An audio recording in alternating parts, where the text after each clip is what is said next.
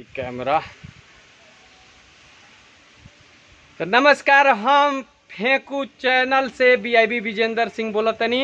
अभी अभी न्यूज आवता कि कटरीना मुंह में आवता, कटरीना में काहे बार बार आ जाती ओकरो तो बियाह होइए गइल।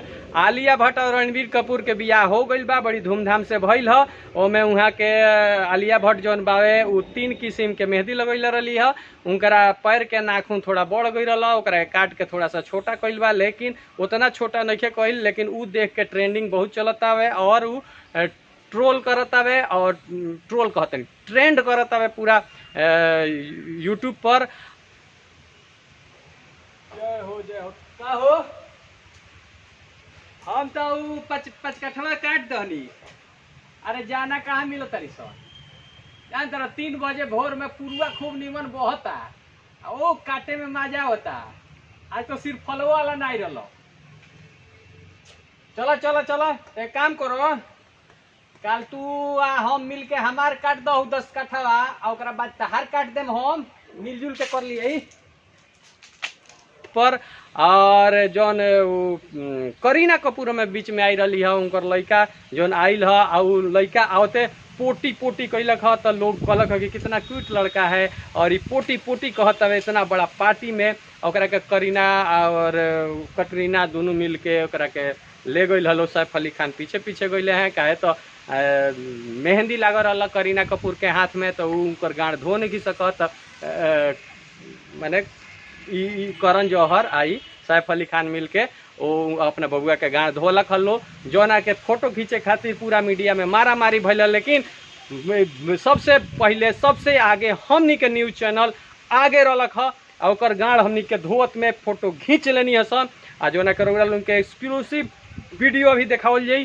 थोड़े देर में ब्रेकिंग हमार कंपनी के मालिक करी हैं, चैनल के मालिक करी हैं, और कैसे सैफ अली खान की करण जौहर मिल के अपना लड़का के गाँड धोले हैं। जो कि पार्टी इतना बड़ा रहा, बियाह हो गई बा। अब शाम में सुहाग रात हुई, जौन हमनी के लाइव टेलीकास्ट उनके बीच में हम दिखाए कि कैसे आलिया भट्ट और रणबीर कपूर के सुहाग रात होता। उनमें के उनकर बाबूजी, उनकर माई, उनकर चाचा के अलावा के शामिल होता। मैंने बियाह में सुहाग रात में ना, सुहाग रात तो अकेला ही हुई, लेकिन उनमें न्यूज के लिए अलग से अगर नहीं बनावल तो धरना हुई उनका घर के पास परेशान का कहला धरना प्रदर्शन हमनी के न्यूज वाला करम सन कि आखिर बियाह हमनी के कवरेज कैनी सन, तो उनका सुहाग रात कवरेज करे के काहे नहीं कि हमनी के मिलत। अभी कंटिन्यू इनके लाइव देखत रही ऐसा ही। और सुहाग रात में शाम 9 बजे से लाइव टेलीकास्ट यही चैनल पर एकदम बनल रही, बिना ब्रेक के हमनी के दिखावत रहे सन। तो बस देखत रही। अभी सुहाग रात 9 बजे से चालू करम सन। बाप रे बाप, यही जी हवा चलता। प्रणाम चा मगर चा। अरे बाबू ते कब अली हस? आई हाथ में का ले बड़ी? अरे मैं न्यूज पढ़त रहनी आई माइक ह। अच्छा माइक कहाँ लाउड स्पीकर ही करता इस रे? कहीं साटा उटा खोल दिलिस का? तोरा के तोर बाबू तो बड़ा मेहनत करके पढ़ौले रहले हैं कि बाजा में अब गावत तरिस्का रे। तो हमरो एगो बाने भगिना के बियाह ओमे तनी बुक कर ली है। भाई तुम्हारा जे माइक धरे ला बजे वाला हो गई। अरे न्यूज में बनी है, न्यूज में बहाली भइली हस। हो तो न्यूज वाला हइस। काहे हंसत रहो न्यूज चैनल के नाम सुन के? ना हंसत नहीं की कर कर कर गांव में का करे आइल बड़ी हैं? यदि न्यूज बनावे के बाद अपना गांव पर एगो बनावे आइल बनी, हम कोनी आइल बनी, यही से एगो न्यूज बना के भेज देतनी। एगो नया नया न्यूज आइल बा, वही पर बोले के बावे। हाँ चल चल चल, तोनी के का पूछे के बा? अरे बाप रे, बहे पुरवैया रे सनर सनर, जीजा जी कोको कोला मंगा दियो। लागत है कि हमनी के न्यूज वाला से तू हई भड़का हैं? अरे भाई हमनी ऐसा गरीब आदमी तोरा न्यूज में का करी, का हमनी के कर सकत तनी सन? हमनी के तोरा खिलाफ काहे बोल सकत तनी सन? बनाव अपन न्यूज, बनाव आ बेच, बिजनेस हो। बड़ा हंसता रहो। सारे बिजनेस ना हो तो का हो, मुंह मत खोलवा। ना ना बोलो बोलो, का कहे के चाहत रहो बोलो। कहता नहीं नू मुंह मत खोलवा है, मुंह खोल देम तो बहुत खराब होती। अरे बोलो ना। अरे जो ना जे अपन न्यूज बनाओ तेरे से बनाओ ना। माने हमनी के न्यूज खराब लगेला तारा, न्यूज हमनी के निमना लगेला। आ का कहिए देख, सांझे से हम तोनी के न्यूज लेके बैठे नी है, दिन भर तो आदमी कटनी भोरे से काटो, ओकरा बाद दाव के तनी सु आदमी फ्री होला तो तनी देखेला कि देश समाचार के हाल जानल जा। तो तोनी के सांझ ही से पाकिस्तान के प्रधानमंत्री के भइल, पाकिस्तान का भइल, पाकिस्तान में परमाणु बम बावे, तो हउ कौन जोन हाँ एगरिया यूक्रेन आ रसिया में लड़ाई चलता, तो हउ चलता, तो हई चलता, तो हई चलता, इहे खाली देखाव तरसन। पाकिस्तान के न्यूज, रसिया के न्यूज, यूक्रेन के न्यूज, एकरा अलावा तो निकल के कोनो न्यूज बा?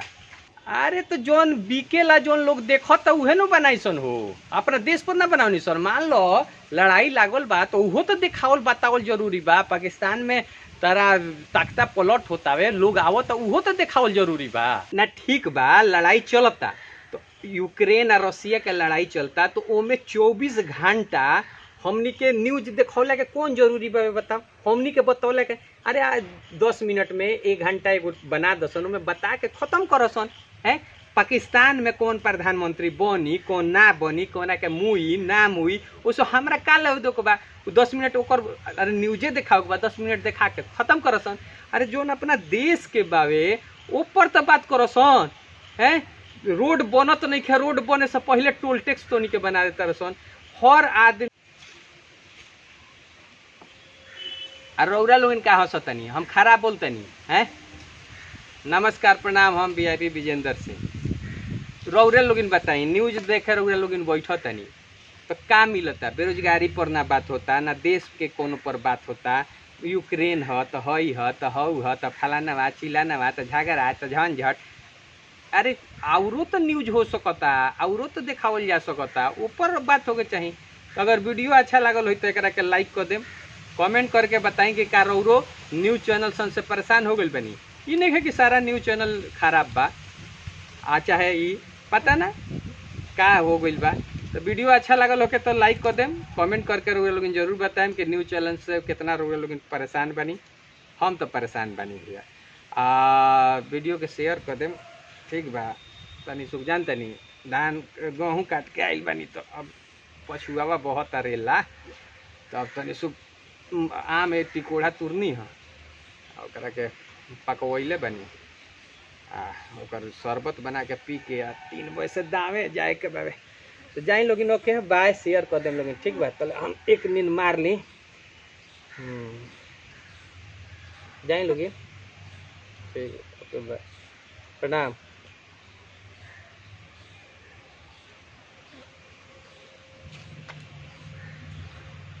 तोनी के बताओ सन, इतना महंगाई चरम पर चल गई, आदमी माने का कहो 1-1 रुपया जुगा जुगा के रखत हवे, ऊपर कबो बहसे नहीं के होत।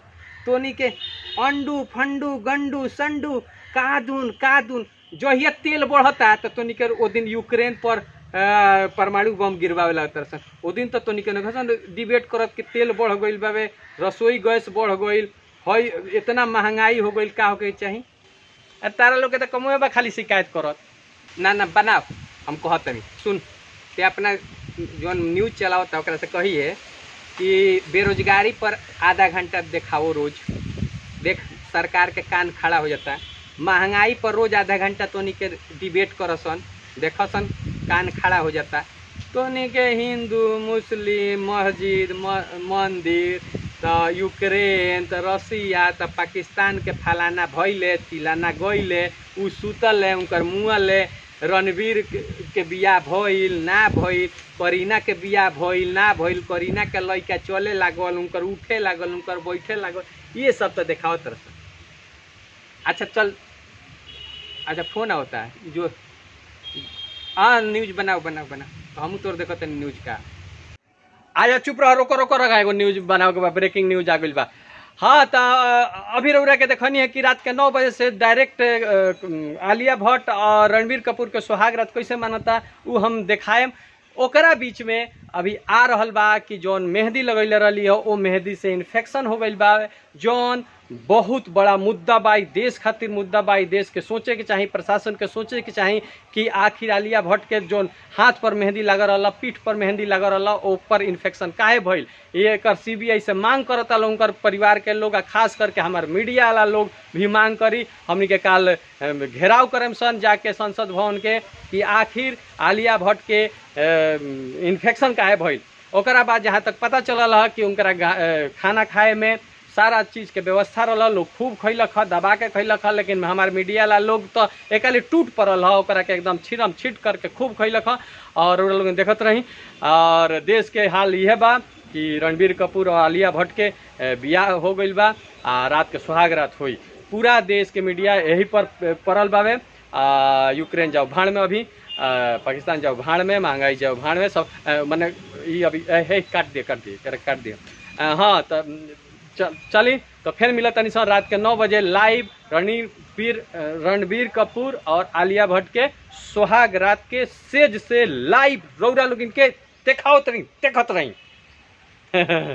देखला हो गई कहनी अनु बाद में वो तो नहीं के देखो बसन। चल जा जो देखा ना ना ना ना ना ना एक काम कर, रणबीर कपूर आलिया का नाम हो आलिया भट्ट और बियाह के न्यूज बना दिलिस नु। अब ओकर जो राति खान सुहाग रात के न्यूज बना तो नहीं के तो इतना ओकर न्यूज बनाओ तो हमें लगा सुहाग रात में अकेले छोड़बो सन कि ना छोड़बो सन बनाओ जो हट तो नहीं ऐसा पत्रकार तो नहीं ऐसा न्यूज दिमाग मत खराब हट जो। चल ना यार ते यही मेरा अभी ट्रेंड करता है। चल ओके ते गाँव आ रही है और रौरा लोग का हंसतनी हम खराब बोलतनी हैं। नमस्कार प्रणाम, हम वीआईपी विजेंद्र से। रौरा लोग बताई न्यूज देखे रौरा लोग बैठतनी तो का मिलता, बेरोजगारी पर ना बात होता, ना देश के कोनो पर बात होता। यूक्रेन है तो हई है तो हऊ है तो फलाना बा चिलाना बा तो झगड़ा तो झंझट।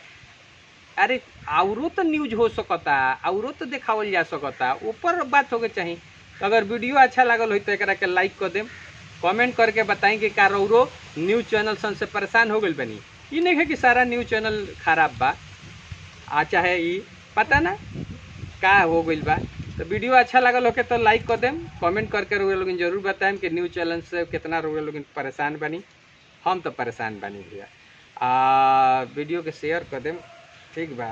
तनी सुख जान तनी धान गेहूँ काट के आइल बनी तो अब पछुआवा बहुत अरेला तो अब तनी सुख आम एक टिकोड़ा तुरनी है ओकरा के पकवैले बनी ओकर शरबत बना के पी के 3 बजे से दावे जाए के बाबे तो जाए लोग ओके बाय शेयर कर देम लोग, ठीक बा। तो हम एक नींद मार ली